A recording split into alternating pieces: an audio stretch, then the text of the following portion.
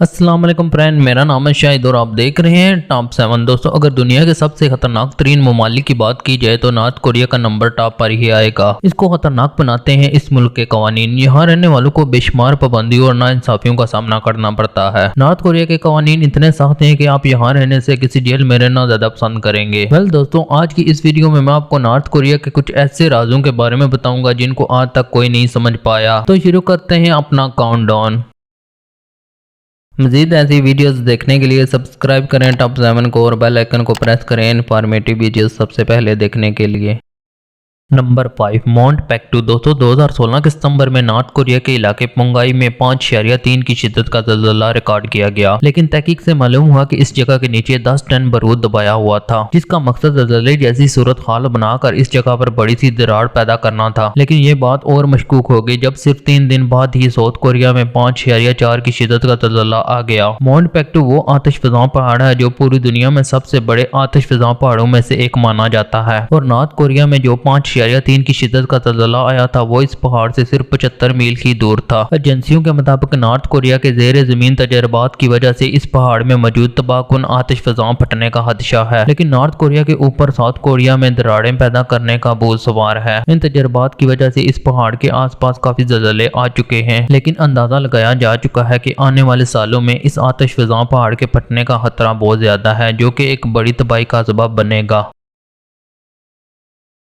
Number 4, reactivated. दोस्तों, 2016 में north Korea का 16 सालों से बंद पड़ा रेडियो स्टेशन अचानक बहाल हो गया, जिसमें से लड़की की आवाज से एक ऐलान किया गया जिसकी आवाज साउथ कोरिया और जापान में सुनी गई थी। इन दोनों ममालिक का कहना है इस ऐलान में कोड इस्तेमाल किए गए हैं जो जापान और साउथ कोरिया में इनके जासूसों के लिए खास पैगामात हैं। दोस्तों, एक ऐसा मुल्क जो न्यूक्लियर पावर रखता है और वो आज भी बाकी ममालिक से राब्ते के लिए ऐसा तरीका क्यों अपना रहा है। हालांकि कुछ अरसे पहले साउथ कोरिया की गवर्नमेंट बहुत कोशिशों के बाद भी अपने शहरों तक नॉर्थ कोरिया की रेडियो नशरियात नहीं रोक सकी थी, लेकिन 16 साल बाद फिर से नशरियात का बहाल हो जाना, और वो भी एक अजीब से पैगाम के साथ, तो ये जापान और साउथ कोरिया के लिए एक खतरे की घंटी थी। 1995 में साउथ कोरिया ने नॉर्थ कोरिया का एक जासूस पकड़ा जिसने साउथ कोरिया की पुलिस को वार्निंग दी थी कि मुस्तकबिल में नॉर्थ कोरिया से होने वाली रेडियो नशरियात को मजाक न लेना, और फिर कुछ सालों बाद ऐसा ही हुआ। नॉर्थ कोरिया के रेडियो स्टेशन से जो आवाज नशर की गई थी उसके अल्फाज ये थे: आज से मैं आपको रिमोट एजुकेशन यूनिवर्सिटी के सिलेबस से मैथमेटिक्स का सब्जेक्ट पढ़ाऊंगी, जिसके पेज 459 पे सवाल नंबर 35, पेज 913 पे सवाल नंबर 55 और पेज 135 पे सवाल नंबर 86 पढ़ेंगे। इसको सुन के यही लगता है कि नॉर्थ कोरिया की गवर्नमेंट ने जापान और साउथ कोरिया में मौजूद अपने जासूसों को कोई खास पैगाम पहुंचाया है।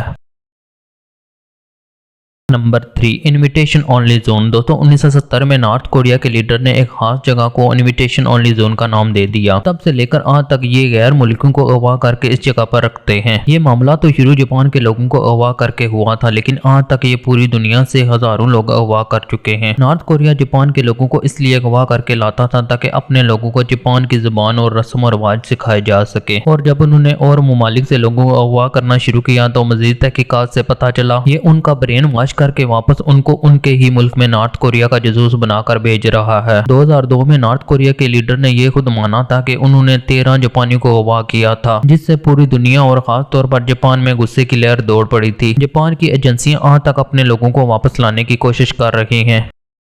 नंबर 2, गोश्त शिप। दोस्तों, पिछले कुछ सालों से नॉर्थ कोरिया की सैकड़ों कश्तियां जापान के साहिल पर पहुंचती देखी जा चुकी हैं, और कुछ कश्तियों में मुर्दा माहीगीर भी पाए जाते थे। इन कश्तियों को देखकर ये अंदाजा लगाया जाता रहा है कि इतने वसी समुंदर में तूफान में ये माहीगीर जापान का रुख कर लेते होंगे। कई सालों तक इन नामालूम कश्तियों की गिट्टी नहीं सुलझ पाई थी, और जो हालत इन कश्तियों की हुई होती थी लोगों ने इनको गोश्त शिप का नाम दे दिया। और सबसे ज्यादा हैरानगी उस टाइम हुई जब 2016 में एक गोश्त शिप से नॉर्थ कोरिया के साबिक लीडर किम जोंग इल की तस्वीर का पैज मिला, लेकिन किम जोंग इल की तो 2011 में वफात हो गई थी। तजज़ियाकारों ने इस बात से अंदाजा लगाया कि यह शिप के इन सालों से समुद्र में भटकने के बाद जापान के साहिल तक पहुंची है, और कुछ कश्तियों के ऊपर कोरियन पीपल आर्मी भी लिखा हुआ था, लेकिन नॉर्थ कोरिया की गवर्नमेंट ने फिर भी इन शिप्स को तस्लीम नहीं किया, और आज तक इन शिप का राज फाश नहीं हुआ। Number 1 teacher. दोस्तों 2004 में डेविड नामी अमेरिका का एक स्टूडेंट चाइना से अचानक गायब हो गया। डेविड के बारे में कोई नहीं जानता था कि उसके साथ क्या हुआ है, लेकिन 15 साल बाद नॉर्थ कोरिया के एजेंडे की एक अजीब कहानी के जरिए इसकी गुमशुदगी की वजह सामने आ गई। असल में डेविड चाइना में एक लैंग्वेज कोर्स करने के लिए आया था। 2 साल कोर्स के बाद डेविड ने अपने बड़े भाई माइकल से रब्ता करके बताया कि वो वापस आने से पहले चाइना की वादी टाइगर लीकिंग कोर्स की खोज लगाना चाहता है। लेकिन 2004 में जब माइकल उससे मिलने आया तो वो वहां मौजूद नहीं था। अमेरिका से डेविड की फैमिली भी कई बार चाइनीज पुलिस से राब्ते के लिए आती रही है। पुलिस वालों का मानना था कि डेविड जिमशा रिवर में डूबकर मर गया है, लेकिन उसकी बॉडी कहीं भी नहीं मिली। डेविड की फैमिली ने हार नहीं मानी। इसी दौरान उनको मालूम हुआ कि नॉर्थ कोरिया गैर मुल्की जुबान बोलने वालों को अगवा कर लेता है, जिनको वो अपने लोगों को मुख्तलिफ जुबानें सिखाने के लिए इस्तेमाल करता है। इनको ये अंदाजा इस बात से हुआ क्योंकि नॉर्थ कोरिया ने 2004 में अमेरिका के एक सिपाही चार्ल्स को रिहा किया जो 1960 में अगवा हुआ था, जो वहां इंग्लिश पढ़ाता रहा है। जब डेविड की फैमिली ने इससे मुलाकात की तो उनको अंदाजा हो गया कि नॉर्थ कोरिया ने न्यू इंग्लिश टीचर के लिए डेविड को अगवा कर लिया है, लेकिन आज तक कोई डेविड को छुड़वा नहीं पाया। तो दोस्तों ये थे नॉर्थ कोरिया में होने वाले कुछ ऐसे काम जिनसे आज भी दुनिया पूरी तरह वाकिफ नहीं है। उम्मीद है वीडियो आपको पसंद आई होगी। वीडियो पसंद आई हो तो वीडियो को लाइक करें, फ्रेंड के साथ शेयर करें और हमारे चैनल टॉप 7 को जरूर सब्सक्राइब करें।